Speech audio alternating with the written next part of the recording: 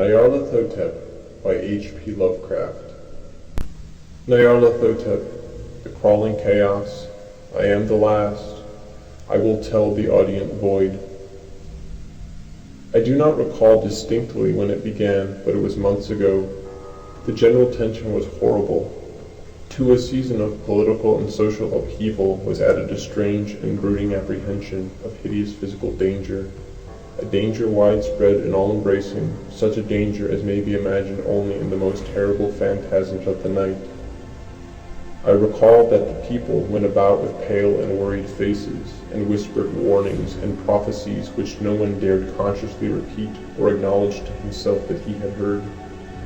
A sense of monstrous guilt was upon the land, and out of the abysses between the stars swept chill currents that made men shiver in dark and lonely places. There was a demoniac alteration in the sequence of the seasons. The autumn heat lingered fearsomely, and everyone felt that the world, and perhaps the universe, had passed from the control of known gods or forces to that of gods or forces which were unknown. And it was then that Nyarlathotep came out of Egypt. Who he was, none could tell, but he was of the old native blood, and looked like a pharaoh. The fellaheen knelt when they saw him, yet could not say why. He said he had risen up out of the blackness of 27 centuries, and that he had heard messages from places not on this planet. Into the lands of civilization came Nyarlathotep, swarthy, slender, and sinister, always buying strange instruments of glass and metal, and combining them into instruments yet stranger.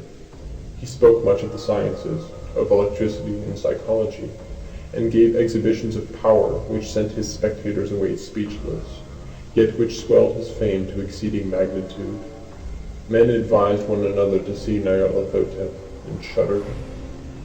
And where Nyarlathotep went, rest vanished, for the small hours were rent with the screams of nightmare.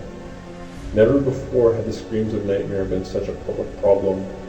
Now the wise men almost wished they could forbid sleep in the small hours, that the shrieks of cities might less horribly disturb the pale, pitying moon as it glimmered on green waters gliding under bridges, and old steeples crumbling against a sickly sky.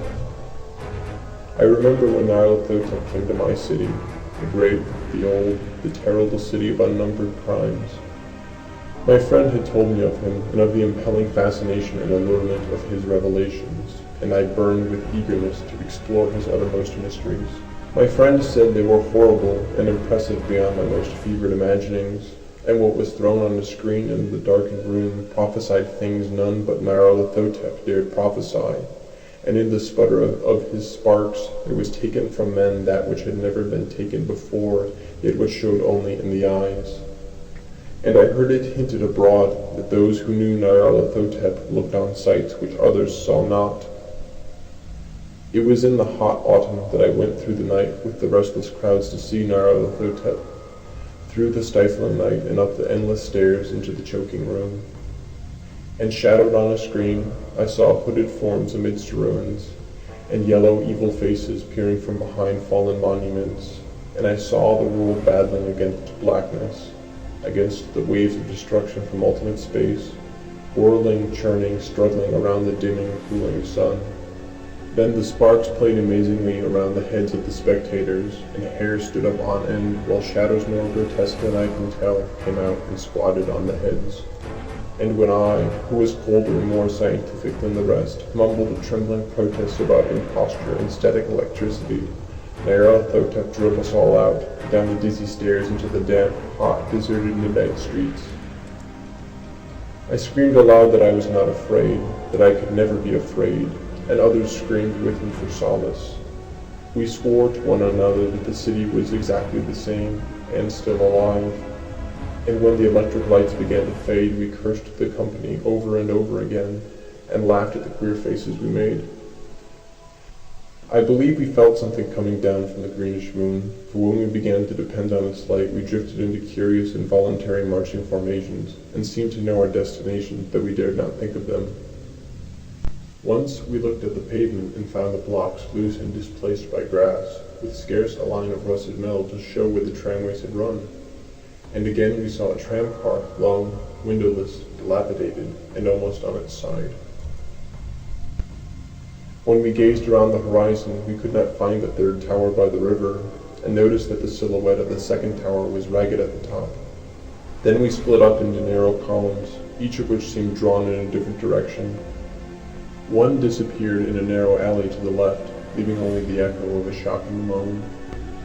Another filed down a weed-choked subway entrance, howling with a laughter that was mad. My own column was sucked toward the open country, and presently I felt a chill which was not of the hot autumn. For as we stalked out on the dark moor, we beheld around us the hellish moon glitter of evil snows, trackless, inexplicable snows, swept asunder in one direction only, where lay a gulf all the blacker for its glittering walls. The column seemed very thin indeed as it plodded dreamily into the gulf. I lingered behind, for the black rift in the green-litten snow was frightful, and I thought I had heard the reverberations of a disquieting wail as my companions vanished, but my power to linger was slight. As if beckoned by those who had gone before, I half floated between the titanic snowdrifts, quivering and afraid, into the sightless vortex of the unimaginable. Screamingly sentient, dumbly delirious, only the gods that were can tell. A sickened, sensitive shadow writhing in hands that are not hands, and whirled blindly past ghastly midnights of rotting creation, corpses of dead worlds with sores that were cities, charnel winds that brush the pallid stars and make them flicker low. Beyond the worlds, vague ghosts of monstrous things, half-seen columns of unsanctified temples that rest on nameless rocks beneath space and reach up to dizzy vacua above the spheres of light and darkness. And through this revolting graveyard of the universe, the muffled, maddening beating of drums and thin, monotonous whine of blasphemous flutes from inconceivable, unlighted chambers beyond time, the detestable pounding and piping whereunto danced slowly, awkwardly, and absurdly the gigantic, tenebrous, ultimate gods, the blind, voiceless, mindless gargoyles whose soul is Nyarlathotep.